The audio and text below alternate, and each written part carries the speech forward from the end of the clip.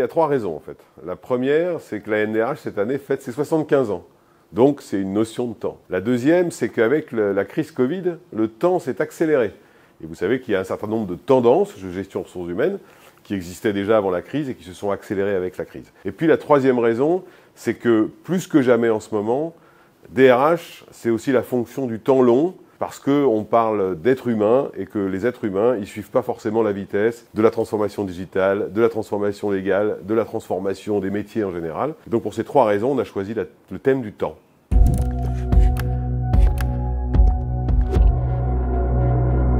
D'abord, il y a un premier temps fort un peu symbolique parce que assez rapidement, il va y avoir une table ronde avec Audrey Richard, évidemment, mais également des anciens présidents de la NDRH pour parler du temps et des 75 ans qui se sont passés, de ce que la NDRH projette pour les 75 prochaines années. La deuxième chose, c'est qu'il y a des tables rondes, notamment, on a essayé de regarder tous les grands sujets qui sont aujourd'hui posés sur la table, non seulement des DRH, mais aussi des pouvoirs publics, mais aussi des syndicats, sur le dialogue social, sur les compétences, sur l'international, sur la transformation digitale. Donc c'est une succession de temps forts. Et puis comme toujours, pour l'université de la NDRH, il y a aussi des temps d'ateliers qu'on a voulu concevoir un peu comme des temps de formation et que les DRH puissent penser à eux parce que c'est une fonction qui, depuis 2 ans et demi, pense beaucoup aux autres.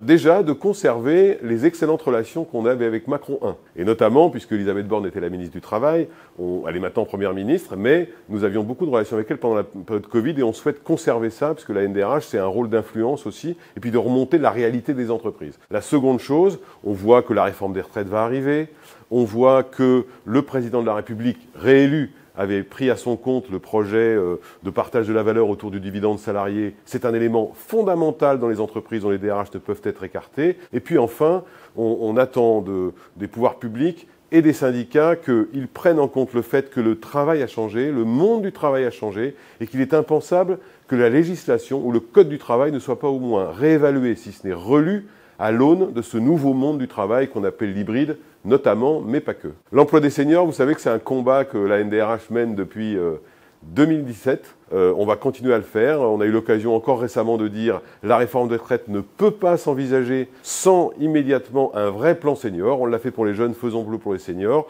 On doit tout faire pour lutter contre une génération de retraités pauvres. Le projet du gouvernement sur la refonte de la génération, c'est aussi augmenter les pensions. C'est sans doute l'élément le plus important. Par conséquent, on va continuer à se battre parce qu'on ne peut pas continuer à être le mauvais élève de l'Europe en termes d'emploi des seniors. Ça, c'est un problème sociétal qui touche leur génération, la génération d'avant parce que souvent ils sont aidants de leurs propres parents, et la génération d'après parce que souvent ils aident leurs propres enfants. Donc c'est un sujet fondamental, la NDRH se bat dessus et va continuer à se battre sur celui-là comme sur d'autres.